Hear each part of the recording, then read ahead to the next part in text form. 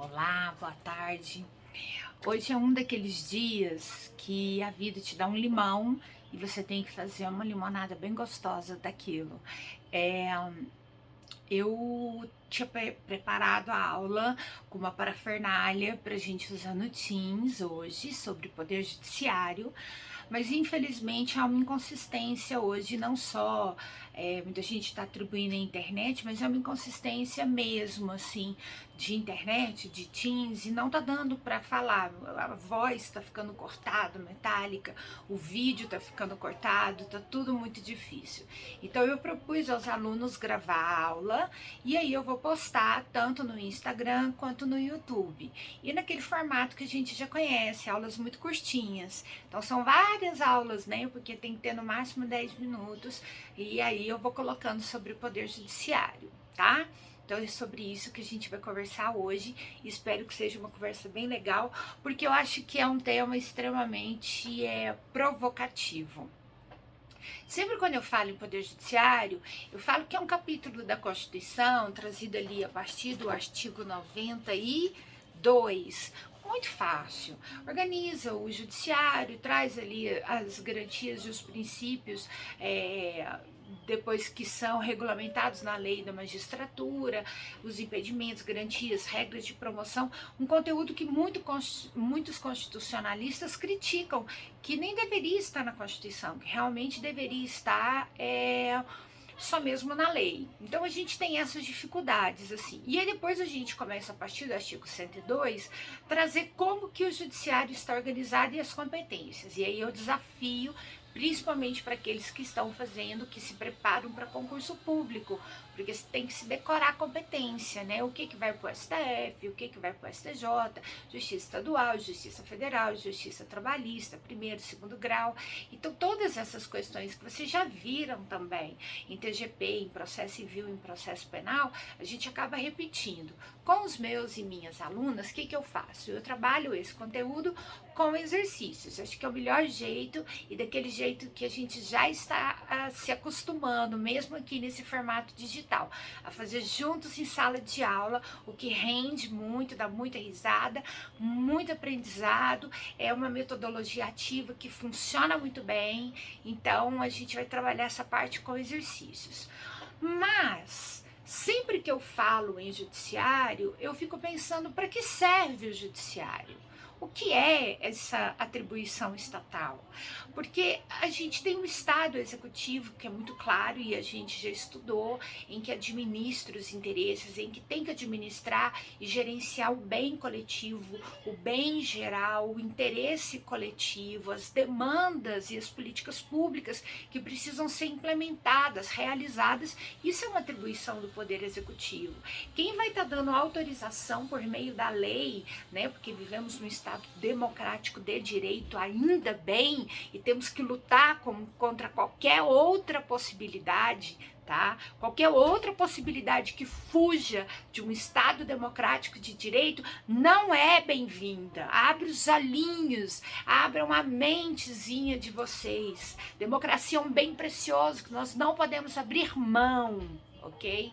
Então a gente tem o legislativo criando essas regras para que o convívio seja mais pacífico e criando os parâmetros de cumprimento, como que essas regras constitucionais, como que esse poder executivo, como que o poder judiciário, como que nós viveremos em coletividade, sempre respeitando, sempre guardando aquela máxima, que o meu direito acaba no exato momento que começa o seu. E isso é muito difícil, nós estamos lutando com isso, porque temos uma dificuldade muito grande de estabelecer regras, de estabelecer limites, de obedecer esses limites, de viver bem com esses limites. Então o Poder Judiciário, ele sempre me traz essas provocações.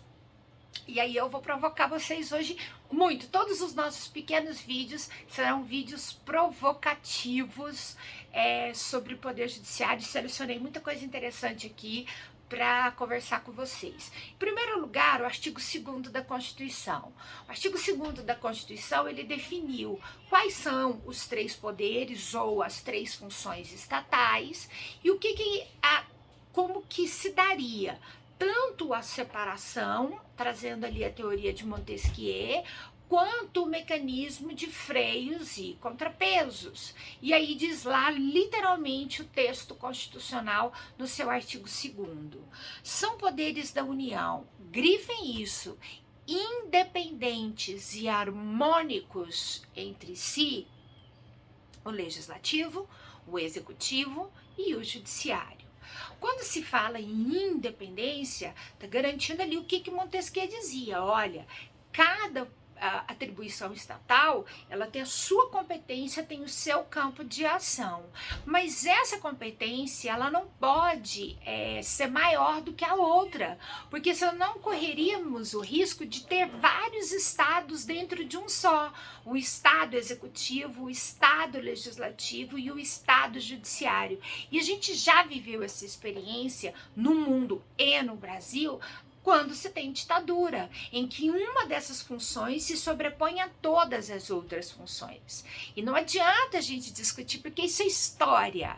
Isso é história. Então a gente precisa estar atento acerca disso.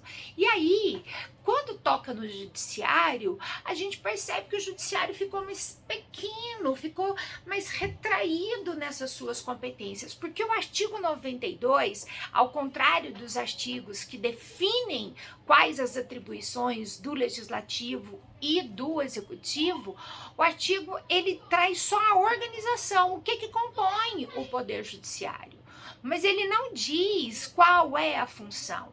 Então, quando eu pergunto para um cidadão comum, o que você espera do judiciário? A palavra primeira que vem na nossa cabeça é justiça. Justiça.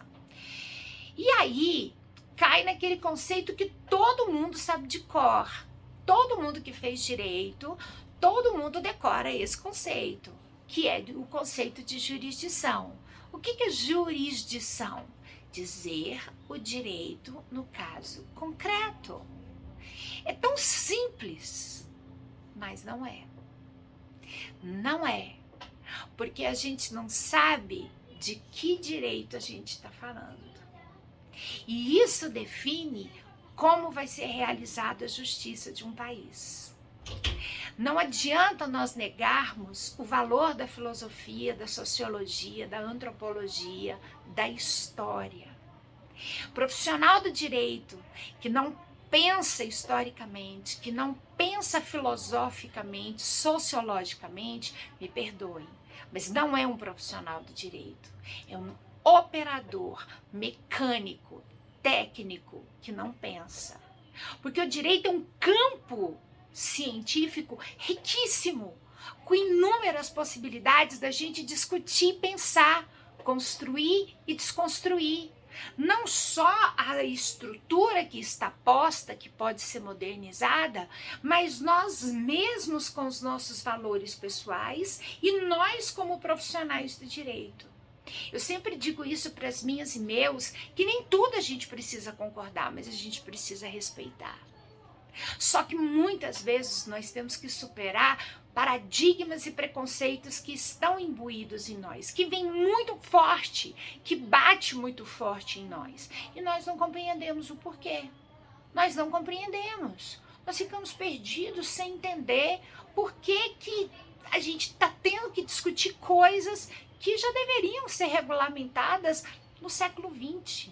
São discussões ultrapassadas para o século XXI. Então a gente vai continuar essas discussões e provocações na segunda parte do nosso encontro. Nosso encontro hoje trouxe muito Fátima Bernardes. A gente vai ter vários encontros na tarde de hoje. Até daqui a pouquinho.